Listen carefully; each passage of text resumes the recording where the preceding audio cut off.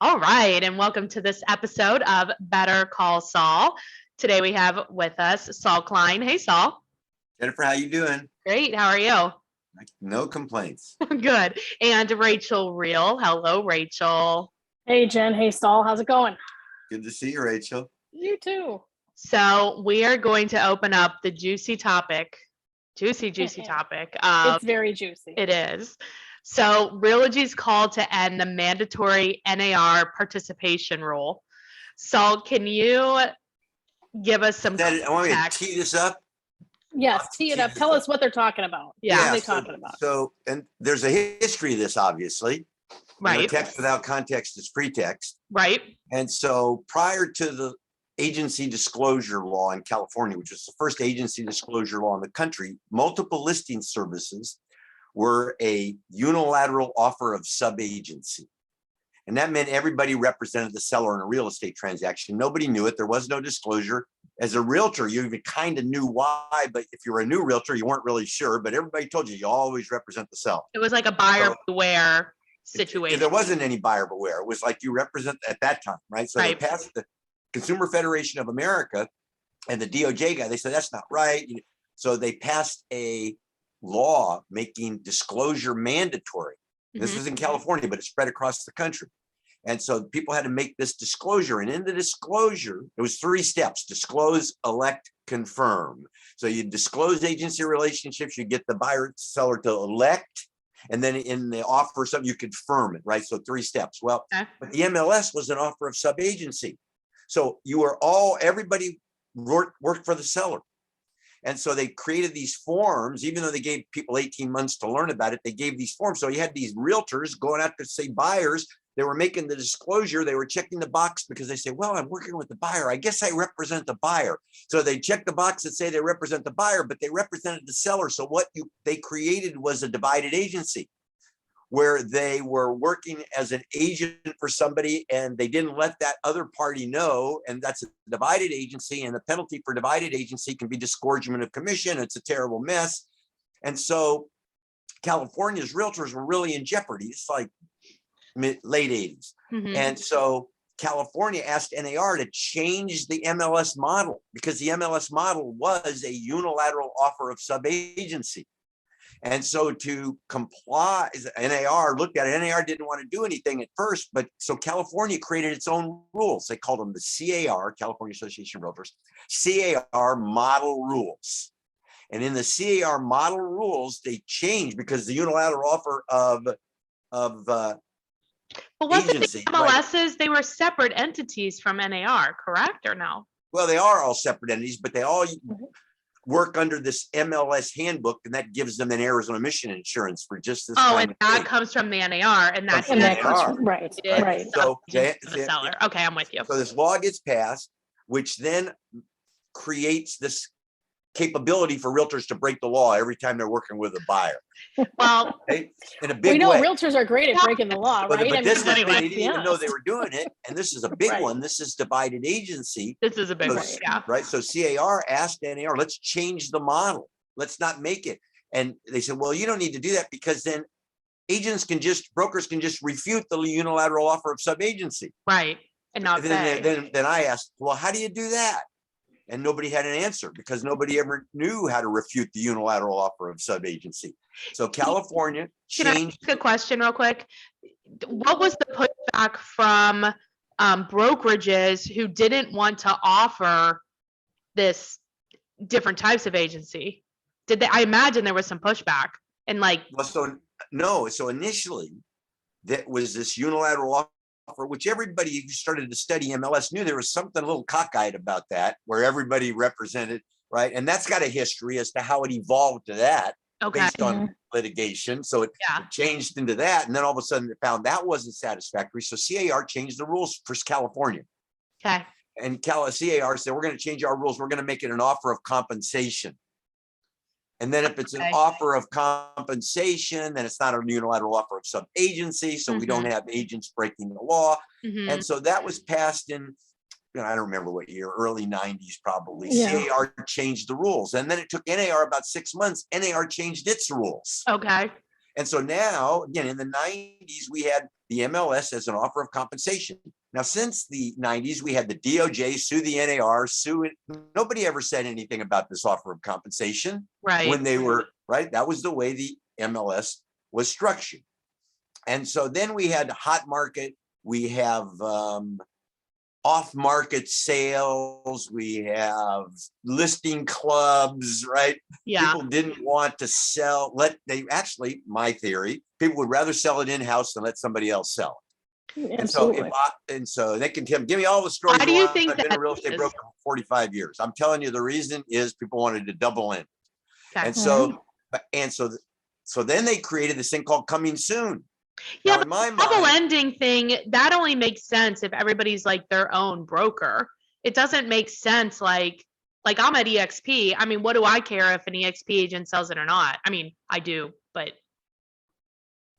so in those days, and still today, if I take a listing and I sell it, I'm keeping both ends.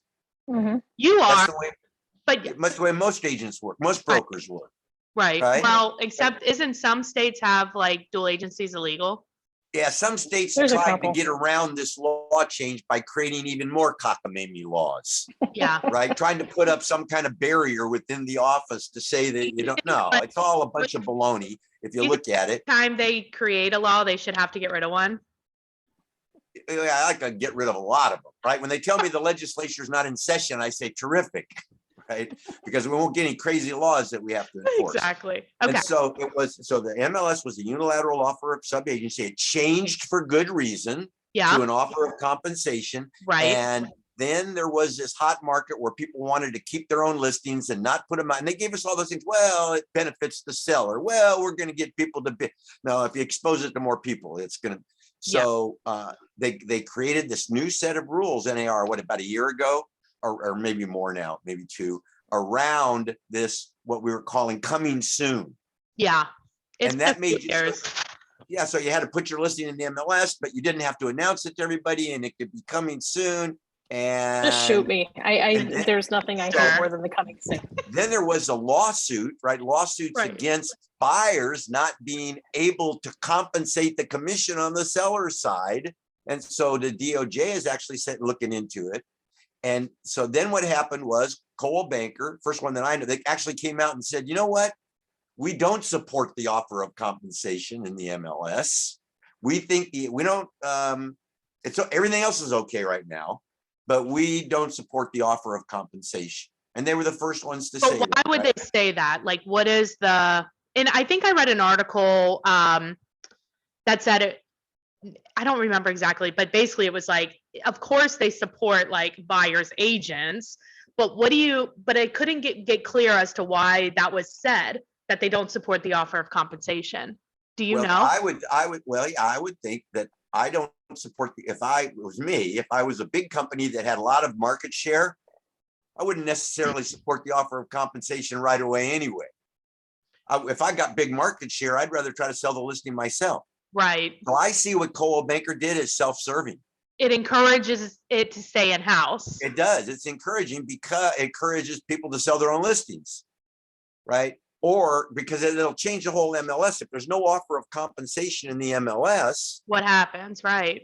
what takes place, will agents show it if it's 0? Now, the offer of compensation is pretty loose right now. You could say $1.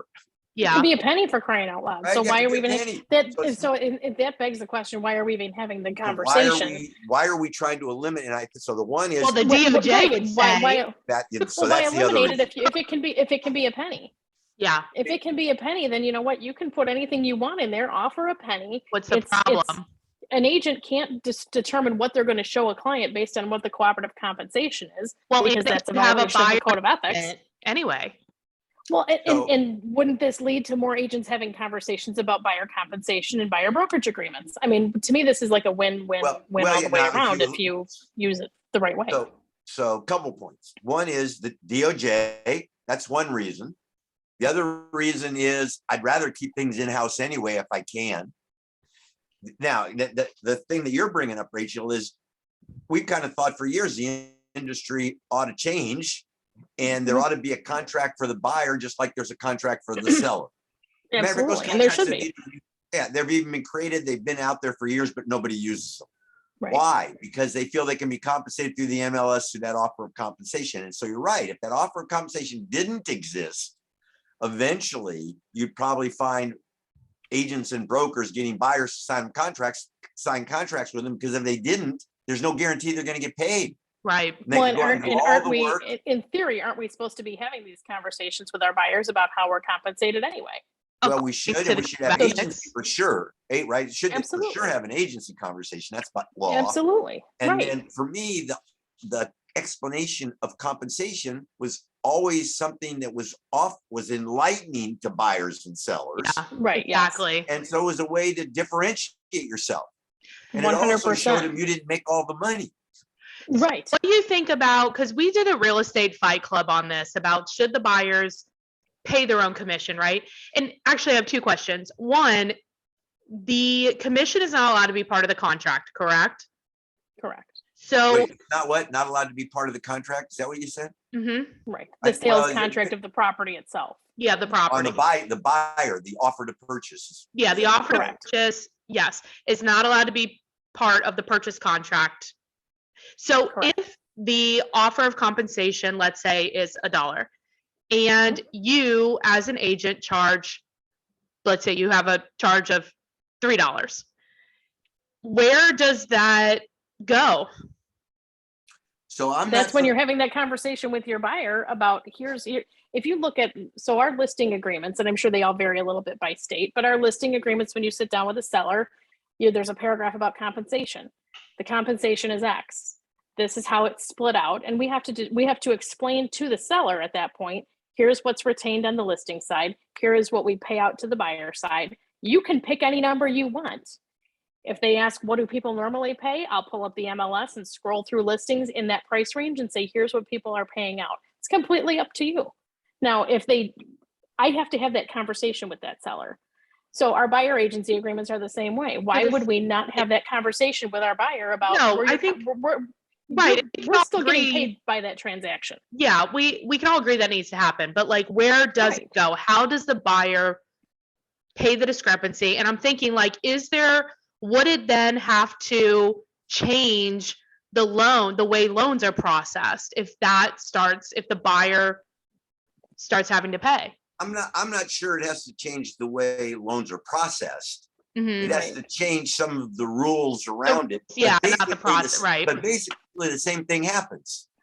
I mean, so you could create contract language Mhm. that gives you the same result Mhm. as an offer of compensation, meaning Right. commissions Absolutely. going to each agent and financed in the purchase. That's really what Right. you're trying to do, right? So look how many times you have buyers ask for closing cost credits in the Right. the Like offer to the same purchase. thing. Their closing cost credits cover their closing costs, and one of their closing costs is your Is- buyer agency commission. Do you think though it would There is a way to cause do it. more or less are the same buyers to go directly to the listing agent rather than have their own representation? I think initially most people will just go to the listing agent. Yeah, I Mhm. think so too. That's what I think. I mean, there's nothing other than experience tells me that, Right. right? So no, I We- haven't we like see it done all the time. studies or anything, right? To be able to But validate. then that agent would just have to say that they're only representing the seller. Or they can act as a dual agent if they choose, Mhm. It's a dual agent. Right. or they Would can act as a almost no agent. Better off. Or there's the transact, or however they do it in Whatever Florida, they don't do, they use right. transaction? Right. agent? The agents represent the transaction and not Right. not a person. Right. Yeah. So it varies, right? So I think some important points here is the MLS was something, it was a Mhm. unilateral offer. It changed into something else. Now, the Mhm. unilateral offer of sub-agency was legal and fine for many years. Okay. Mhm. Then it got replaced as an offer of compensation. That was good. No one, right, for many years. And now market forces, different aspects, Department of Justice, new administrations have looked closer at this and said, it's time for a change. And what Coldwell Banker did is they came out kind of in the corner of the DOJ, because this has always been kind of cloudy on this. And there's a major lawsuit, right? Mueller lawsuit that Right. says, Yes. claiming that buyers, and I have to agree to a degree, that buyers have no capability to negotiate their commission because it's all done on this. It's all done by the time the buyer comes in. The commission. Exactly. Yes. Right. And right. so there's a suit. So now people are looking at, well, how do we avoid this suit, or how do we avoid lawsuits in the future? And one way is to change the structure of the MLS so that there is no offer of compensation. And what that would do, I think, is force more agents representing buyers to look into ways to guarantee that they're paid. And the way to do that is to get a contract with the buyer. I agree. Right. So you think that they're really just trying to avoid lawsuits? Because if that's what they're trying to do, that's never happening.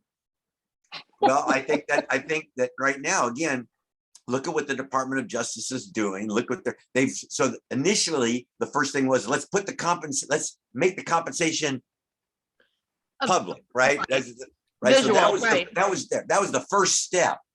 This is just the next step. Right. Right. And is to eliminate it. And if you do, then you eliminate a lot of these questions about the seller representation and how the commission flows through, and is it being disclosed, and they just eliminate the offer of compensation. But part of the main problem was, one, that the buyer wasn't able to negotiate, but yet they were paying for it. And some agents were saying that buyer representation was free, right? Well, that was another issue, right? Is people were saying, hey, I'll represent you and it doesn't cost you anything. Now, I didn't personally. Well, and we all know that the Code of Ethics for 2022. They changed it, right? Well, and the Code of Ethics for 2022 has addressed that. Yeah, it must have been getting bad enough that they changed it. Enough agents must have been saying this, right?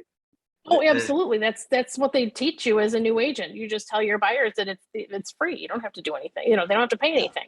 So, right, the revised standard of practice 12-1 now says realtors must not represent that their brokerage services to a client or customer are free or available at no cost to the client, unless the realtor will receive no financial compensation from any source for the services. But if you're not paying for anything, how much do you value it?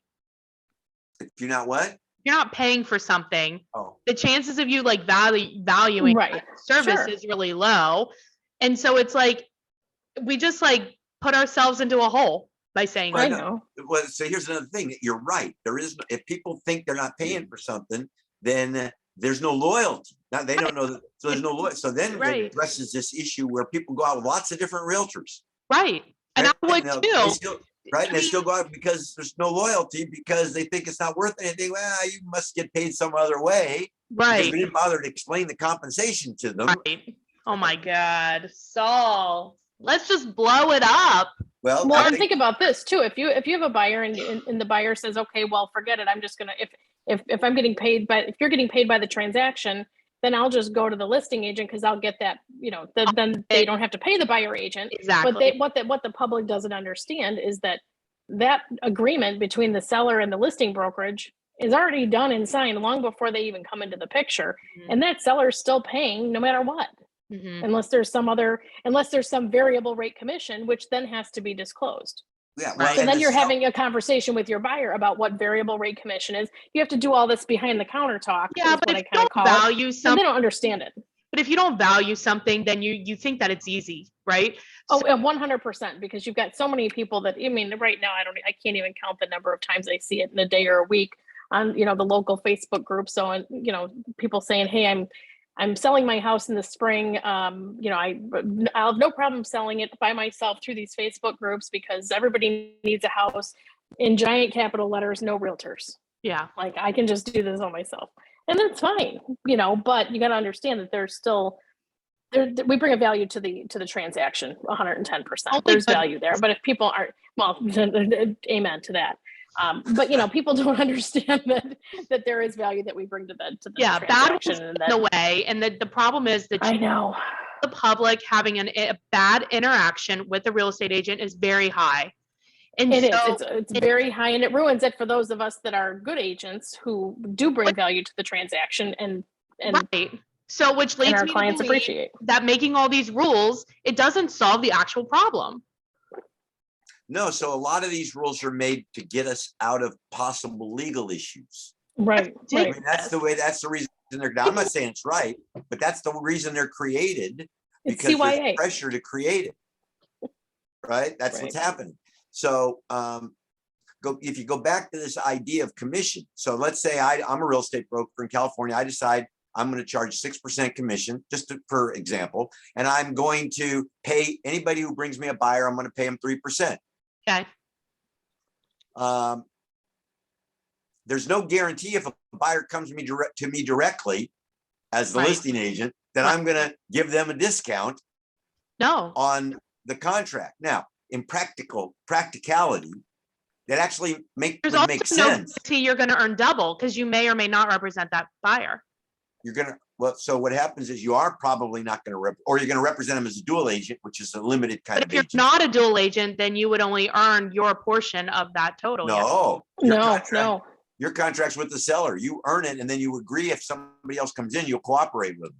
Right. You'll- And if you act as a and you no don't agent, even say how much. Oh. You don't even Right. say how much. You don't say what percentage you're going to give them. You just say, I'm willing to cooperate. Now, it used to always upset me when a listing broker would keep 4 and only give me 2. Right? That was always an issue. That's like a big conflict on if the listing agent's making more. It doesn't really upset me, but go ahead. To me, it was a well, I conflict. look at that and go, that's up to the seller though. When you really think about it, that's up to the seller. If the seller says, I'll agree to pay out, say the seller says, I'll agree to pay out 5, but I want you to make 3 and I want the buyer's agent to make 2.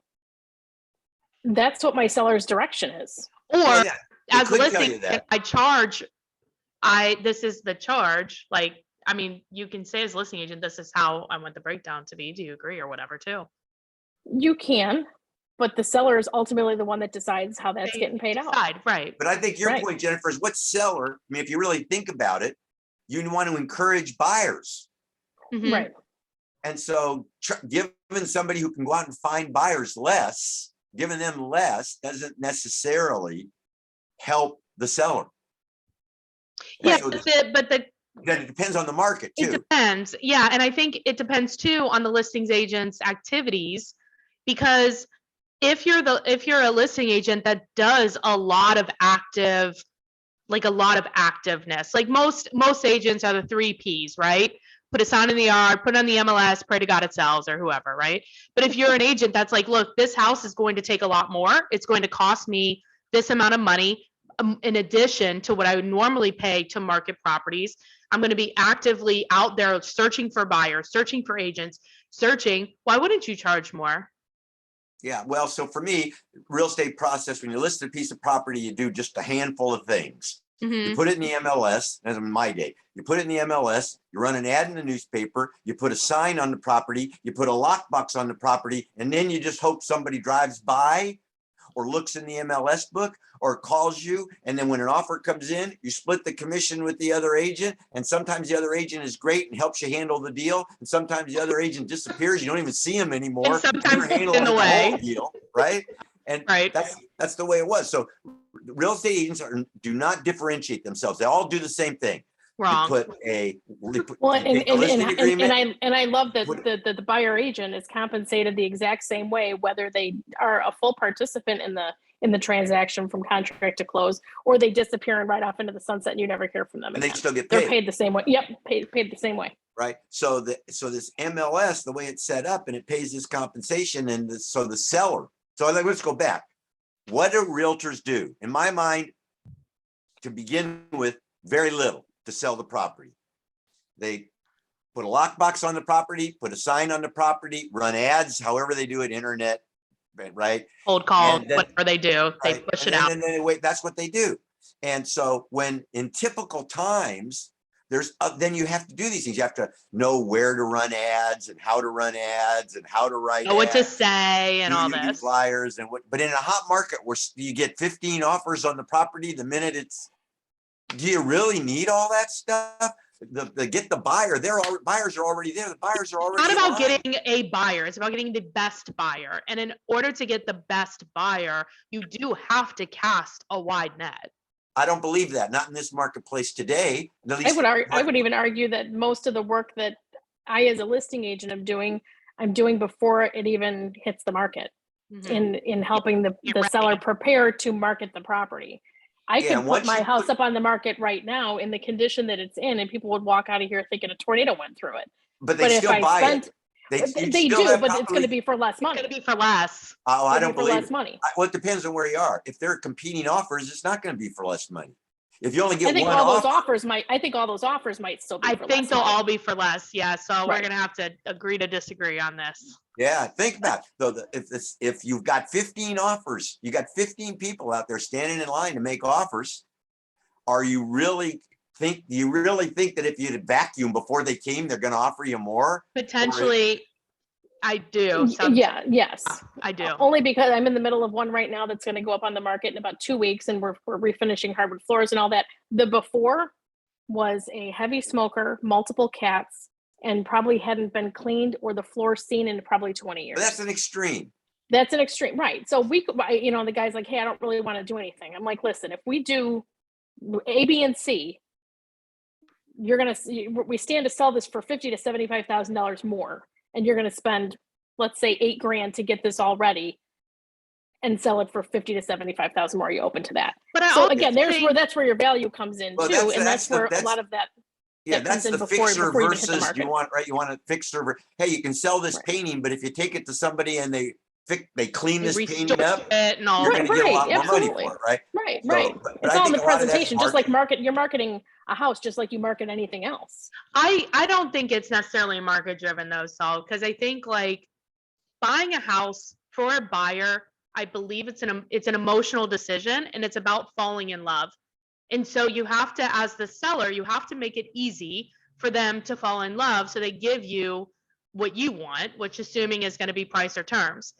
And if you can have, yeah, so I think market conditions make it easier for that to happen or they versus more challenging for that to happen. it could be like The Bachelor, It could be the right? other way. Yeah, I think Or- the market's changing. I think the idea that people fall in love with a house is an old idea.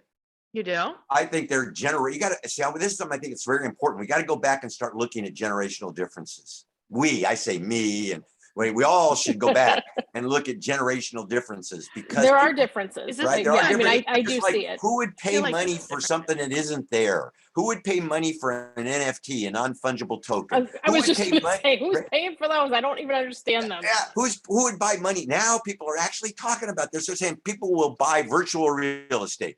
Have you heard they that are. conversation? I can't doing even it. wrap It's my all- head Yeah, around but that. I mean, so that's what I'm saying. It's generational things Mhm. that we might think like somebody falls in love with a house. Yeah, well, that's the way it was for me too. But I'm thinking that things are changing, that generations are changing, that people buy stuff in a different way. People actually buy stuff they can't see now. They didn't do that That's 10 true. years ago. They also don't know how to fix or anything. So if you give them a house that needs to be Amen. fixed, they're offering less than if you gave them a house that's perfectly done.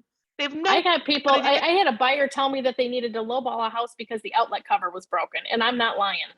I can't. I'm like, even. it's 39 cents a day's hardware. I can go get you one right now. Right. We need to get back to the. I mean, they topic. just don't have the vision. So we're talking about MLS. Yes. And we're talking about what Cole Banker did is they came out in against a provision, not the whole thing. They're very careful about saying this, right? Just a provision of the MLS, which is this thing called the offer of compensation. Yeah. Right. And they just said that's the piece where we don't like right now. And there are these outside forces that are kind of driving that. And if it happens that they pull that out, then that will change the nature That'll of fundamentally change the MLS, right? Yeah, because MLS, if you look at what's one of the things that MLS promotes is the fact that it's an offer of compensation. That's one of the most important things because now you can work with any buyer. You don't worry about getting a contract with them. What happens is it sells, and you got that you're locked down because you're a member of the MLS. If they remove don't you that, think the MLS? I know it's for an offer of compensation, but it's really a marketing tool. Yes. It's a marketing tool, but if you had no way of getting paid, believe me, some brokers wouldn't pay you. Because even with the offer of compensation, I remember times when brokers would withhold commission, particularly on commercial deals, right? It didn't matter, right? Or they come back and negotiate with you after the deal. That's you can go get an attorney. Yeah, you can get a lot, right? But it's like, what's the cost? And so the offer there is a brokerage now too, though, that does operate in that way. They don't participate in the MLS, and their tactic is You go show the property. They have, an agent will call up and say, I'd like to show this property. Great. Okay, you can show it. Well, it's not in the MLS. How am I compensated? Well, you show the property, you write an offer, and then you negotiate the compensation at that time. And this was an Inman article. They had audio recordings of the phone calls of agents right. calling in and talking about this and saying, well, that's no, why am I, and the agent said to the person who answered the phone, well, would you go to work every day and not know what you were getting paid? So I Realtors can do. see that. Right. What's that? Realtors do. Yeah. I'm right. But I mean, it's to that point with the MLS, at least you know what you're walking into. True. But that's what, But now there's nothing that says you can't just put a penny in the compensation field. If you really don't want to pay it and you want to leave that up to asking for a closing cost credit so that buyer can compensate their own agent, then use that as a function of to do that. I want to know, okay, so we're doing all of this so that there's less lawsuits against who, I'm not sure, but isn't the whole point to protect the public? Is that what we're doing here? That's one of the interests that different people have, and they might say that's what they're doing. I'm not so sure that does that. It doesn't do it at all. Right. That's what that's the attempt. I'm not sure it does that. If you keep everything in house and I represent the seller, there's no. You can't cast a wide enough net. Well, but I may get like the best price in terms just by happenstance, but I have a much better statistical chance of getting it if I can present it to everyone. Right. Especially in a normal market. Why I don't like coming soon. I mean, that's kind of the same point. Why I don't like that. Well, so just put it out there to everybody. Well, so here's the issue to me, and the reason MLS works is because every broker that joins, subscriber participant, right? I don't call them members, right? So everybody who joins the MLS agrees that they're going to put all their listings in the MLS, because we got people who are competitors. And if there's no MLS and offer of compensation and I bring my buyer to you, then you sneak the phone number of the buyer, you whisper to him in the closet, you come directly to me, I'll save you $3,000. Right. And so if they eliminate this offer of compensation, what happens to procuring cause? Procuring cause probably disappears. It's a hot mess. Right? Oh my God. Because now you're going to get your compensation from the buyer. You're not going to get the compensation from the seller. So this idea of I showed him, I brought him, I whatever. So the procuring cost thing kind of changed. So what happened, this offer of compensation was to give people more confidence. And so I'm more apt to show the property to more people if I know I'm not going to get screwed. Right. By the other agent. So, and that's good for the consumer and right now, but it created this world where buyers don't know the value. They'll work with many agents. We've got procuring cause. We create a buyer broker contract, but people are afraid to use it because the other agents aren't using it. And they say, if I ask my buyer to sign it, they're going to go use another agent that doesn't make them sign. All these arguments. Now, if you change the offer of compensation piece, that's going to change a lot of things. Yeah, it will. But I go back. Do you think that would change the buyer's perspective of realtors in general? Right now, I think all of this conversation plays into the fact that the buyer community, or even the community at large, looks at us and goes, everything you guys do, you have to make sure the money is always at the top of everything. You know what I mean? You're not going to show me this unless you get paid that. You're not, you know what I mean? Money's always there. The perspective of a realtor from the community at large is that we're money hungry idiots that are driven by what we're going to get paid out of the transaction. Do you think that would change if that compensation piece was pulled out of there? Or do you think it would make it worse because now we'd have to have additional forms and additional negotiation and all of that other stuff? And I think buyers still are going to think that you're not going to show them a house if you're not getting paid, where I think that's what ruins it for those of us that are like, hey, you know what, there's been 2 or 3 times I can count in 16 years where I've worked for absolutely nothing because it was what was in the best interest of my client at the time. Yeah. So do I love it? No, but I'm certainly not going to throw my client under the bus because I'm not getting paid what I feel I should be getting paid or whatever. Yeah, and there are other ways to get compensated. So, but initially, I think it would cause a disruption. Mm-hmm. Absolutely. Right. And in time, I think you probably have more buyer contracts, and it would change. Then it could change the attitude. Do you think a lot of agents exit? What's that? Do you think a lot of agents will leave? I think a lot of agents leave every year anyway. Mhm. I think it'll be more or less. I mean, you think it'll be the same? That's a hard one to judge, but I think it'll be the Right. same as it is now, at least for a while. Right. Yeah. At least for a while. But let's go back to this idea of MLS, right? So the idea of MLS is competitors agree that we will share our hard found buyer, or we'll share our hard found seller, right? We'll form this MLS, and then we all agree that we put everything in the MLS as soon as we get it. And why did everybody agree to that? Because if they didn't agree to that, the only stuff that would get into the MLS is the crap.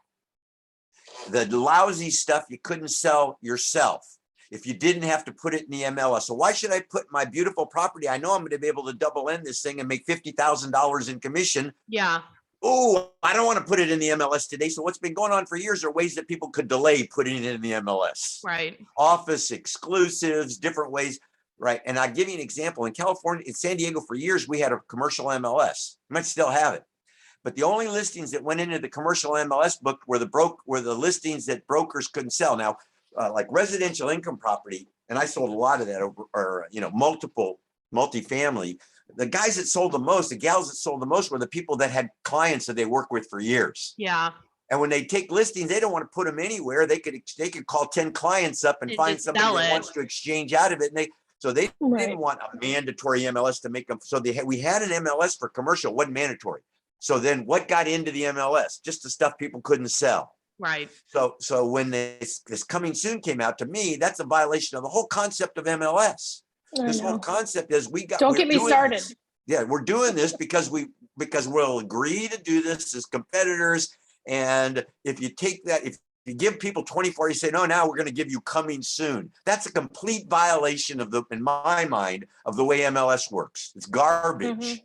It's an excuse to double Mhm. in, right? And Yeah. so now we got an MLS that kind of helps keep that from happening. So what do they want to change? They want to make this whole category called coming soon, which takes away that trust that we all have, that we're all going to put our lousy Because stuff and our best single one stuff. of those were sold before it actually hit. I'm exaggerating, but so many of them were, Mhm. What coming where it soon? was like active. Yeah. Yeah. So, but again, what was the reason? Right. And so they created the MLSs to satisfy brokers who were crying in the background. They created this thing called coming soon, and they went all these different rules. But the same thing, it's about holding your listing out of the marketplace. Yeah. That's And all I'll it tell you is. that 95% of the agents do not understand the rules of coming soon, nor do they know how to use it correctly. I don't doubt I'm that just at going all. to say that. Yeah. Yeah. So therefore, the whole point of it is defeated when no one uses it correctly. Yes. Right. And again, the idea for creating it was to give what do they call it? Some kind of compensation to the brokers that wanted it, because everybody wanted to try to sell their house before they had to put it in the MLS. It's an illusion of cooperation. Right. So give me a Right. reason why anybody would want to try to sell it themselves before they put it in the MLS. Double. In my mind, there's only one. It's because I got a chance to make more money. Right. Mhm. Right. So the MLS complied with it came up with a way that still kind of maintained the integrity of MLS to allow people to try to do that before they had to put it in the MLS. I don't agree with any of the coming soon stuff. I think it's wrong. It's a bad idea. I understand why it was done. And one of the reasons that it was so easily cast upon us was the market, right? Mhm. The stuff, everything was selling. Right. But go back to a market where not everything sells, or the average market time is 60 days. Yeah. things will There won't be change. anything in that coming soon database. I'll tell you That's that. right. Okay. And so now it's evolving to It's this. evolving to this question, and Coldwell Banker gave a little bit more power to the idea of removing from the MLS manual the offer of compensation. Yeah. I'd be curious to if for the listeners, what do they think if this became the new rule? What do they think the results would be? What would happen? What does everybody So think? why do you think they're going after it this way versus just agreeing to put 1 cent or $1 in the co-op compensation field when they have every right to do that? Why not just leave it the way it is and use that compensation field and offer $1? That's a good question for Coldwell Banker. I Yeah. imagine. Why didn't you try to change it? Because Exception. you can get the result you're looking for, maybe Absolutely. in You a can get different every result way. you're looking So for. why just do you come out going- against the MLSs Right. to do right, this? I don't know Right. the reason for that, but you're right. Right. And that there are, the way it's set up, there are ways around that. But I think the cloud behind Absolutely. everything are the lawsuits, the Right, Mueller yes, case, yeah. the fact that Coldwell Banker, I think, is Realogy's named. And Right. that, like, they're one of the entities named. And so I can Right. see this in the background. There are is- probably right. reasons we don't know. Right. This is their way of trying to adjust for that. Right. Almost mediate before it gets too far. I can see that would be a reason to approach it this way if the lawsuit is based on the fact that buyers can't negotiate their commission because it's already done well in advance. Right. I get that. So I can see that point of it. But So they can still do that with Rachel. putting one That penny is- in that- or $1 in that compensation. yeah, fee. but Then it go does ahead and put it in- negotiate it now. But it removes that question, right? That you're Right. talking about. Exactly. Right, Exactly. exactly. Yeah, this is an interesting topic. It's a giant rabbit hole. I think Yeah. we need to close up shop. Well, here's what else. It might not happen. Right, No. am I not? We're pontificating, yeah. So Saul, tell us about how we can find you. Tell us about Data Advocate. So if you're interested, so I believe the world is changing, land use is changing, zoning is changing. We're looking at major problems in the world today that can only be solved through the use of data and making decisions, data to insight, information to insight. Mhm, And in making the point that you talked about earlier, you can't trade what you can't grade. mhm. And so you need to be able to determine value of stuff. And if you don't know what something's worth, then you're liable to let it go for less than it's worth. Right. Mhm. Right. And so the Data Advocate, we're all about educating people, teaching them about data, about the value of data, about the future of data, and how it will play into the real estate industry and everything else in people's lives. And if you're interested, it's thedataadvocate.com. And that's where we're writing about this and talking about this. And again, stand by, because the world is changing. Land use is changing. Land use has changed before. If you want some examples of this, look at the United States before the interstate highway system was put in, and then look at the United States after that, and you'll find that property values change, that there are premiums for values in certain areas. And if you're a realtor, you want to know all this. Mhm. And so that's what we're about. We're about getting people more information about data so that they can make more informed decisions. And if they want to contact you, what's the best way? Thedataadvocate.com or Saul at bettercallsaul.realtor. Awesome. Rachel, if people have a referral for you in Chicago, how can they get a hold of you? The best way to reach me is at or via email at rreal@dealwithreal.com or cell phone at 630-542-8688. Awesome. Well, thanks guys for being on. We'll talk to you next time. Always Thanks, fun. guys. Take care.